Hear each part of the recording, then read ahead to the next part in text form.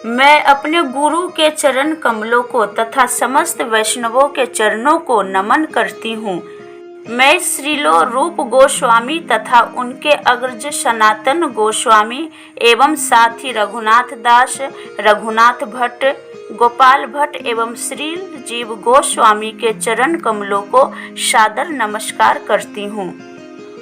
मैं भगवान कृष्ण चैतन्य तथा भगवान नित्यानंद के साथ साथ अद्वैत आचार्य गदाधर, श्रीवास तथा अन्य पार्षदों को सादर प्रणाम करती हूँ। मैं श्रीमती राधा रानी तथा श्री कृष्ण को श्री ललिता तथा श्री विशाखा सखियों सहित सादर नमस्कार करती हूँ।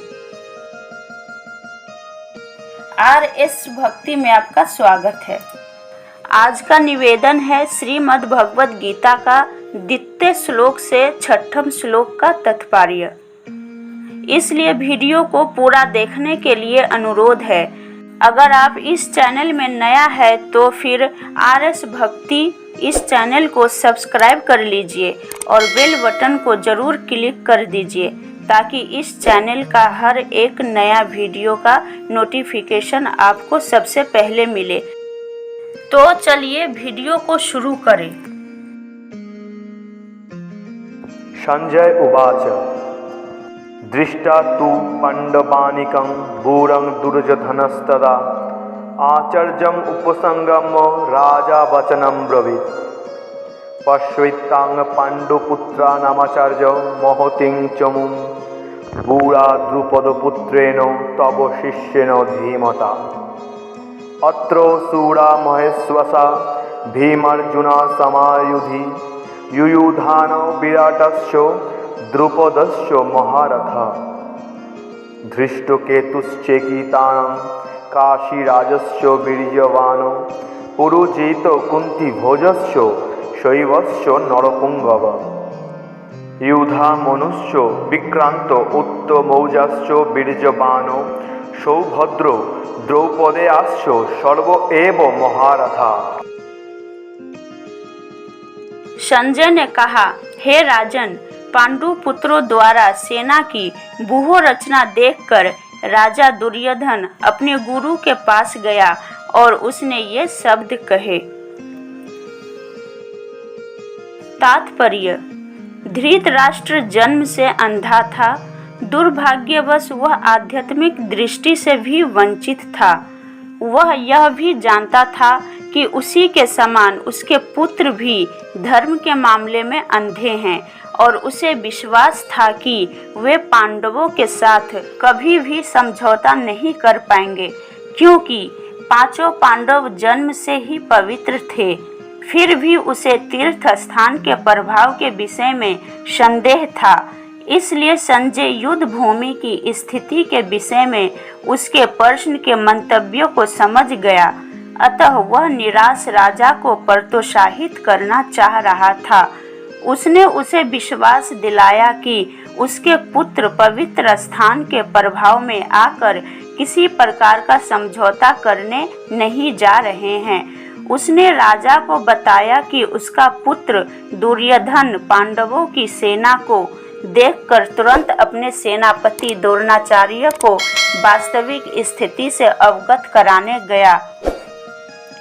यद्यपि दुर्योधन को राजा कहकर संबोधित किया गया है, तो भी स्थिति की गंभीरता के कारण उसे सेनापति के पास जाना पड़ा।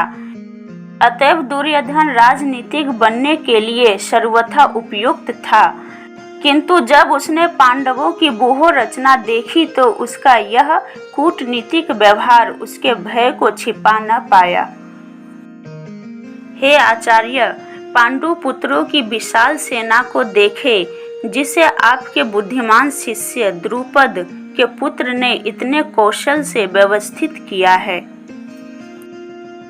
परम राजनीतिक दुर्योधन महान ब्राह्मण सेनापति द्रोणाचार्य के दोषों को इंगित करना चाहता था। अर्जुन की पत्नी द्रौपदी के पिता राजा द्रुपद के साथ द्रोणाचार्य का कुछ राजनीतिक झगड़ा था।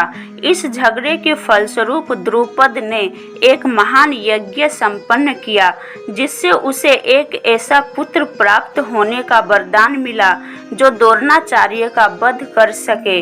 द्रोणाचार्य इसे भली भांति जानता था, किंतु जब द्रुपद का पुत्र धृष्टद्युम्न युद्ध शिक्षा के लिए उसको सौंपा गया तो द्रोणाचार्य को उसे अपने सारे सैनिक रहस्य प्रदान करने में कोई झिझक नहीं हुई। अब धृष्टद्युम्न कुरुक्षेत्र की युद्ध भूमि में पांडवों का पक्ष ले रहा था और उसने द्रोणाचार्य से जो कला सीखी थी उसी के आधार पर उसने यह व्यूह रचना की थी। दुर्योधन ने द्रोणाचार्य की इस दुर्बलता की ओर इंगित किया, जिससे वह युद्ध में सजग रहे और समझौता न करे। इसके द्वारा वह द्रोणाचार्य को यह भी बताना चाह रहा था कि कहीं वह अपने प्रिय शिष्य पांडवों के प्रति युद्ध में उदारता न दिखा बैठे। विशेष रूप से अर्जुन उसका अत्यंत प्रिय एवं तेजस्वी शिष्य था। दुर्योधन ने यह भी चेतावनी दी कि युद्ध में इस प्रकार की उदारता से हार हो सकती है। इस सेना से भीम तथा अर्जुन के समान युद्ध करने वाले वीर धनुर्धर हैं, यथा महारथी युयुधान, विराट तथा द्रुपद। यद्यपि युद्ध कला में द्रोणाचार्य की महान शक्ति के समक्ष धृष्टद्युम्न महत्वपूर्ण बाधक नहीं था, किंतु ऐसे अनेक योद्धा थे जिनसे भय था। दुर्योधन इन्हें विजय पथ में अत्यंत बाधक बताता है, क्योंकि इनमें से प्रत्येक योद्धा भीम तथा अर्जुन के समान दुर्जेय था।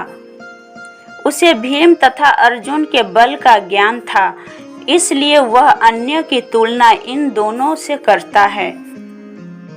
इनके साथ ही धृष्टकेतु, चेकितान, काशीराज, पुरोजित, कुंतीभोज तथा सव्य जैसे महान शक्तिशाली योद्धा भी हैं। पराक्रमी युधामन्यु, अत्यंत शक्तिशाली उत्मौजा, सुभद्रा का पुत्र तथा द्रौपदी के पुत्र, ये सभी महारथी हैं। आज का वीडियो कैसे लगा कमेंट में बताना मत भूलिए। अगर वीडियो अच्छा लगे तो ज़रूर लाइक कीजिए और दूसरों के साथ शेयर कीजिए। आज का वीडियो इतना ही। धन्यवाद। जय श्री कृष्ण।